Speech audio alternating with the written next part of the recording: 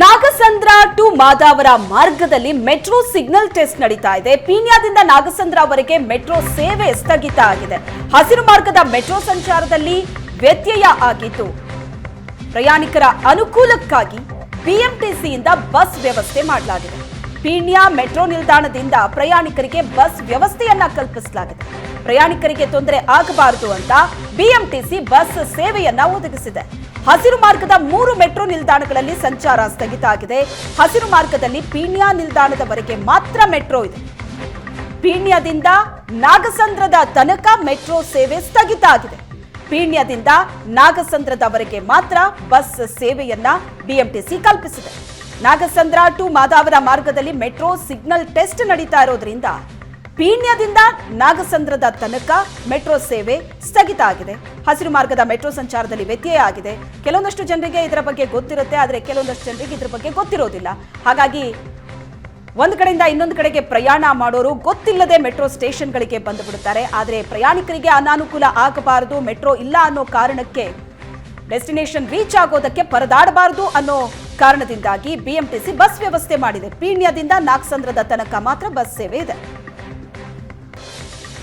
ಹಸಿರು ಮಾರ್ಗದ ಮೆಟ್ರೋ ಸಂಚಾರ ಇವತ್ತು ಸ್ಥಗಿತಗೊಂಡಿದೆ. ಹಾಗಾಗಿ ಮೆಟ್ರೋ ಪ್ರಯಾಣಿಕರಿಗೆ ಇವತ್ತು ಒಂದಷ್ಟು ಸಮಸ್ಯೆ ಆಗ್ತಾ ಇದೆ. ಸದ್ಯಕ್ಕೆ ನಾವು ಪೀಣ್ಯ ಇಂಡಸ್ಟ್ರಿ ಮೆಟ್ರೋ ಸ್ಟೇಷನ್ ಬಳಿ ಇದ್ದೀವಿ. ಇಲ್ಲಿ ನಾವು ನೋಡಬಹುದು, ಅಂದರೆ ಇಲ್ಲಿಂದ ಪೀಣ್ಯ ಇಂಡಸ್ಟ್ರಿ ಮೆಟ್ರೋ ಸ್ಟೇಷನಿಂದ ನಾಗಸಂದ್ರದವರೆಗೂ ಕೂಡ ಇವತ್ತು ಮೆಟ್ರೋ ಸಂಚಾರ ಸ್ಥಗಿತಗೊಂಡಿದೆ. ಅಂದರೆ ನಾಗಸಂದ್ರದಿಂದ ಮಾದವರ ತನಕ ಸಿಗ್ನಲಿಂಗ್ ಕೆಲಸ ನಡೀತಾ ಇದೆ. ಹಾಗಾಗಿ BMRCL ಈಗಾಗಲೇ ಹೇಳಿದೆ, ಸುಮಾರು ದಿನ ಅಂದರೆ ಲಾಸ್ಟ್ 20 ಮತ್ತು ಇವತ್ತು 23 ಮುಂದಿನ 30ನೇ ತಾರೀಕು ಜೊತೆಗೆ ಮುಂದಿನ ತಿಂಗಳಲ್ಲಿ ಕೂಡ 2 ದಿನ ಸಿಗ್ನಲಿಂಗ್ ಕೆಲಸ ಇರುತ್ತೆ. ಹಾಗಾಗಿ ಮೆಟ್ರೋ ಸಂಚಾರವನ್ನು ಸ್ಥಗಿತಗೊಳಿಸಲಾಗುತ್ತೆ. ಅವತ್ತು ಜನರು ಪ್ರಯಾಣಿಕರು ಕೂಡ ಒಂದು ಸಹಕರಿಸಬೇಕು ಅನ್ನೋದನ್ನ ಈಗಾಗಲೇ ಹೇಳಿದೆ. ಹಾಗಾಗಿ ಕೆಲವರಿಗೆ ಪ್ರಯಾಣಿಕರಿಗೆ ಇದು ಸರಿಯಾಗಿ ಗೊತ್ತಿಲ್ಲ.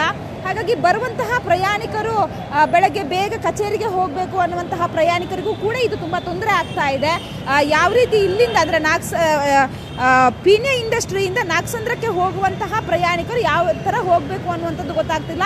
ಸದ್ಯಕ್ಕೆ ಅವರಿಗೆ ತೊಂದರೆ ಆಗಬಾರ್ದು ಅನ್ನುವಂತಹ ನಿಟ್ಟಿನಲ್ಲಿ ಪೀಣ್ಯದಿಂದ ನಾಗಸಂದ್ರವರೆಗೂ ಕೂಡ ಫೀಡರ್ ಅಂದರೆ BMTC ಫೀಡರ್ ಬಸ್ ವ್ಯವಸ್ಥೆಯನ್ನು ಮಾಡಲಾಗಿದೆ. ಬರುವಂತಹ ಯಾರು ಪ್ರಯಾಣಿಕರಿದ್ದಾರೆ ಅವರಿಗೆ ಈ ಫೀಡರ್ ಬಸ್ ಮೂಲಕ ಸರ್ವಿಸನ್ನು ನೀಡಲಾಗುತ್ತೆ.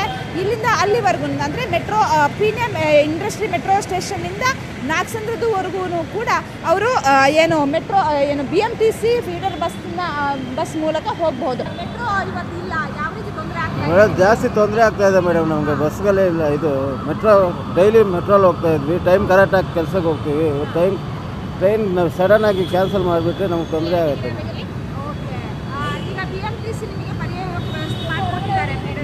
ಮಾಡ್ತಾರೆ. ಇದು ಇಲ್ಲಿ ಟ್ರಾಫಿಕ್ ಜಾಸ್ತಿ ಆಗುತ್ತಲ್ಲ ಮೇಡಮ್. ಇಲ್ಲೆಲ್ಲ ಜಾಲೆಯಲ್ಲಿ ದಾಸರಲ್ಲೆಲ್ಲ ಟ್ರಾಫಿಕ್ ಜಾಸ್ತಿ ತೊಂದರೆ ಆಗುತ್ತೆ ಮೇಡಮ್. ಆ್ಯಕ್ಚುಲಿ ನಾವು KR Puramನಿಂದ ಬರ್ತಾ ಇದ್ವಿ. ಪೀಣ್ಯ ಸೆಕೆಂಡ್ ಸ್ಟೇಜ್ ಹೋಗಬೇಕು. ಆ್ಯಕ್ಚುಲಿ ಮುಂದಿನ ಸ್ಟಾಪಲ್ಲಿ ಇಳ್ಕೋಬೇಕಾಯ್ತು. ಲಾಸ್ಟ್ ವೀಕಲ್ಲೂ ಹೀಗೆ ಆಯಿತು, ಬಟ್ ಇವತ್ತು ಹಾಗೆ ಆಗ್ತಾ ಇದೆ. ಬಟ್ ನಮ್ಗೆ ಆಲ್ಮೋಸ್ಟ್ ಆ್ಯಕ್ಚುಲಿ ಒಂದು ಸ್ಟಾಪ್ನಿಂದ ನಮ್ಗೆ ½ ಅನ್ ಅವರ್ ಡಿಲೇ ಆಗಿಬಿಡುತ್ತೆ. ಬಟ್ ಅದು ಅನ್ಎಕ್ಸ್ಪೆಕ್ಟೆಡು. ಬಟ್ ಆ್ಯಕ್ಚುಲಿ ನಿನ್ನೆ ಅನೌನ್ಸ್ ಮಾಡ್ತಿದ್ರು, ಬಟ್ ಅದು ವೀಕ್ಲಿ ಈ ಥರ ಆಗ್ತಾ ಇದ್ರೆ ತುಂಬಾ ತೊಂದರೆ ಆಗ್ತಾ ಇದೆ. ಯಾಕಂದರೆ ನಮಗೇನೋ ಗೊತ್ತಿತ್ತು ನಿನ್ನೆ, ಬಟ್ ನಿನ್ನೆ ಗೊತ್ತಿಲ್ಲದೆ ಇರೋರು ಬರ್ತಾ ಇದ್ದಾರಲ್ವಾ, ಅವರು ತುಂಬಾ ಕನ್ಫ್ಯೂಸ್ ಆಗಿ ಮತ್ತೆ ಎಲ್ಲಿ ಬಸ್ ಹತ್ತಬೇಕು, ಹೆಂಗೆ ಹೋಗ್ಬೇಕಂತ ಗೊತ್ತಾಗಲ್ಲ. ಅದು ಬೆಂಗಳೂರಿನಿಂದ ಕ್ಯಾಮರಾ ಪರ್ಸನ್ ರುದ್ರೇಶ್ ಜೊತೆಗೆ ಮಮತಾ ಮರ್ದಾಳ, ಏಷ್ಯಾನೆಟ್ ಸುವರ್ಣ ನ್ಯೂಸ್.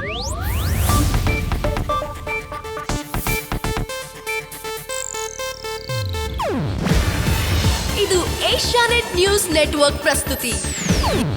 ನೀವು ನೋಡ್ತಿದ್ದೀರಾ ಏಷ್ಯಾನೆಟ್ ಸುವರ್ಣ ನ್ಯೂಸ್.